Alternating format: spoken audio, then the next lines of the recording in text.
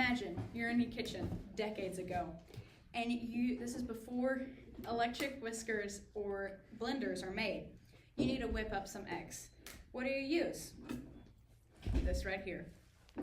Some of you may have never seen this. This looks like your traditional whisk, just a little more complicated. So if you might ask your grandparents or great-grandparents to say, they might know what this is. This is a handheld traditional egg beater. This was once an essential kitchen tool. It was used every day back in around the mid-1880s. So patents for this dated back to mid-1880s and was used up to the 20th century, all right? So this consists of a handle that you hold like this, and a secondary handle that turns the secondary gear to then rotate it, to then beat it, okay? So you would typically use this for beating eggs, mixing cake batters, whipping cream, making heavy cream out of normal cream, anything of that sort. So unlike a whisk, this tool requires a lot of arm movement, but it lessens the job of an arm movement. So normally with a whisk, it's tiring out your hands because you're having to whip it so fast, but with this tool, you just have to sit here and crank it, and that's the only step that you have to do. So now in this day and age, mostly you guys don't know what it is because electric mixers have replaced the jobs of this. It made it easier and faster to do essentially the same thing at a quicker pace. What are we at? I don't know what time we're at. Let's see.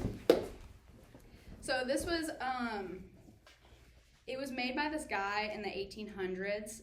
He invented it to make it, like I said, make it faster, to have less movement with a whisk, so it's less tiring, excruciating, because essentially, and it's also in this time period, it was the late 1800s and the early 1900s. This is the time period when a lot of women were in the kitchen, they were home, they were alone, and like they weren't doing things, so they needed to make their life easier to use a whisk.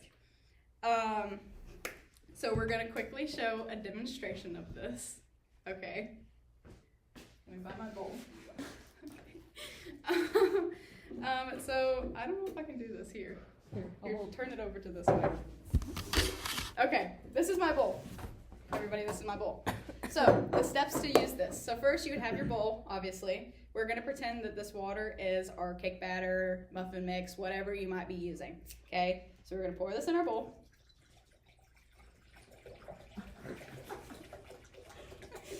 Okay. Okay, so then when you go to use your whisk, you can't just use it floppy handed. So you gotta stick it in your bowl with whatever you're mixing. Typically it's eggs, because this is what it was typically used for, but it could be anything that you need to whisk. So you're gonna start with a firm hand on top. Normally you do your non-dominant hand on top and you're turning the crank with your dominant hand. So you keep it firm up here and you're just gonna crank it. And that's all you gotta do, right? That's all it is. And so all it's doing inside this bowl is that there's this little metal piece right here that it sits flush with the bowl, okay?